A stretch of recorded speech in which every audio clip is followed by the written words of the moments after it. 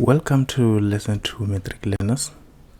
This is our second lesson in chapter 1, wherein we're discussing about the basic accounting concepts. And I've emphasized from the beginning that understanding these concepts is very important for your career in your accounting journey, for your exams as well.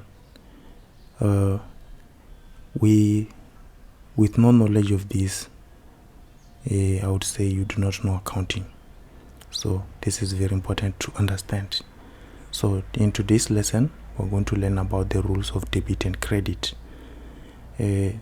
What that means is you should know when to debit an account and when to credit an account. How to classify accounts in terms of debit and credit. So which accounts are we talking about? We're going to discuss more on accounts, learn more about accounting accounts in lesson 3. So let me just show you examples of accounts. So we have accounts that are assets, we have accounts that are owner's equity accounts, which are income and expenses, and we also have accounts that fall under liabilities. Here they've been further classified as non-current assets and current assets, and then income and expenses, and current liabilities and non-current liabilities.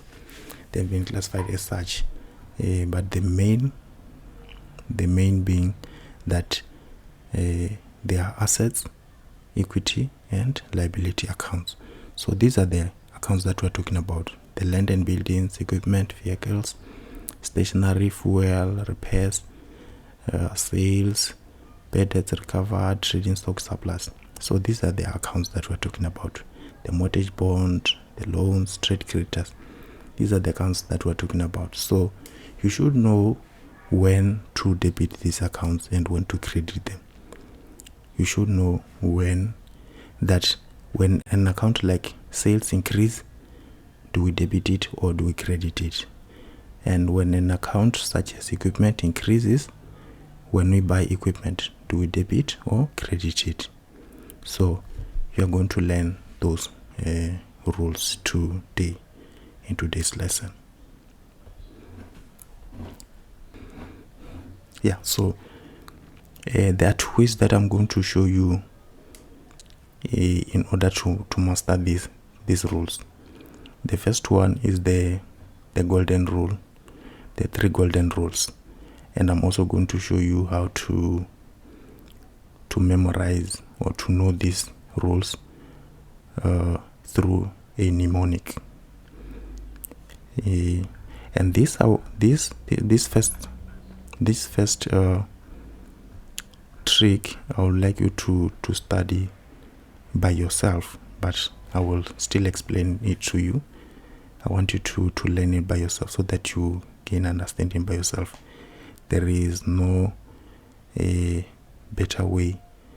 There is no magic way that I can make it to stick to you. But if you read it to understand, then you can even find ways to memorize it, to put it in your memory. So in order to understand the 3 golden rules, you need to understand what personal accounts, real accounts, and nominal accounts are, and their rules. So with personal accounts are accounts that have to do with customers, with people actually, and organizations like companies. So when we talk of accounts such as debtors, creditors, we are talking about personal accounts. So these are accounts that have to do with people. And the rule with these accounts is that you debit the receiver, the person receiving, and credit the one who is giving in every transaction. So it says that if someone receives something from the business, we debit their account. For example, if we receive if we receive money from our customer who is our debtor, we will debit our cash or bank account because we are the receiver. Debit the receiver, credit the giver, and credit the giver who is giving us money, the customer. So we'll credit their account. And the rules also say that we credit the giver. Let me show you the second example with this example. If we borrow money from a supplier or we purchase something on credit from the supplier, what we will do is to debit our bank account or cash account because we are receiving.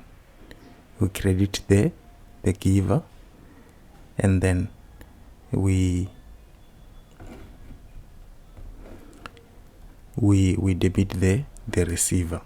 Remember, debit the receiver, credit the giver. So the best way to learn these rules is for you to study them. I would like you to study them. You will see, and also when you're studying them, try to come up with other examples, more examples, so that it sticks in your memory. So let's go to the second rule. This one is about real accounts. So real accounts are accounts that deal with things that we can touch, real things, such as cash, furniture, equipment, and buildings. So the real assets of the business. So when dealing with these accounts, the rule says, so we're actually dealing with accounts like these ones. You see, these accounts. When dealing with these accounts, the rules say you debit what comes in. Debit what comes in and credit what goes out. For an example, if the business buys a new laptop for 5,000, this is an asset. The laptop account is debited because it's coming into the business, and the cash account is credited because cash is going out. Debit what comes in, credit what goes out. So you should ask yourself what is coming in and what is going out. What comes in, we debit. What goes out, we credit. So again, I am emphasizing, once you read this by yourself, you might not understand me when I'm just teaching like this or at first time, but if you read this by yourself, I'm telling you, you'll excel in mastering these rules. And then let's move to nominal accounts. So nominal accounts are records of income and expenses. Nominal accounts, like if you look at your trial balance, you'll see that we have two sections: balance sheet section and the nominal account section. So nominal account sections are all accounts that have to do with the income statement, and these are incomes and expenses. So the rule says that we debit all expenses and losses. Expenses and losses are debited, and we credit all incomes and gains. Gains, we're talking about things such as surplus, trading stock surplus. Incomes, we're talking about things such as sales. Expenses are things such as insurance, and losses such as things such as trading stock deficit. So we're talking about these accounts here. Expenses are debited, expenses and losses are debited, and incomes and surpluses are credited. Whenever you're dealing with such an account, you should know that you should apply these rules in this manner. And here is an example. Here's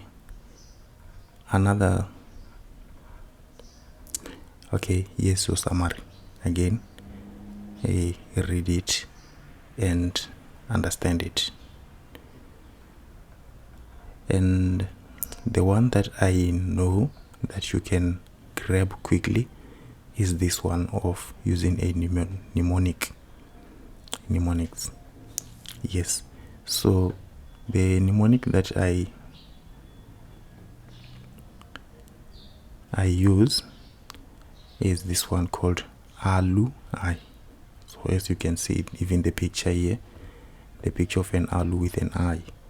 So the way it works is that, and you will not forget this because there is a pattern I will show you.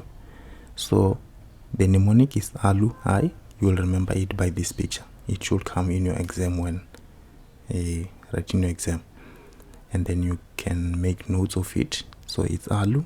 You know alu is this plant, and then an eye is this eye. And then how it works is this way. You would write your mnemonic like this. You say alu I, wherein A is equal to assets, and then L liabilities or owner's equity, E expenses, I income. And here it is. Here's the trick. You already know that the debit side, the left hand side is the debit side, and the right hand side is the credit side. So whether this account, this element, the accounts in the asset accounts are debited or credited, you should do this. It goes like this. It's a pattern. Look, it's plus minus minus, plus minus minus, plus minus minus. It's like that. If it was a continuous pattern, then this thing was going to just be always start with a plus and then two minuses, plus two minuses, plus two minuses. But unfortunately it has an end.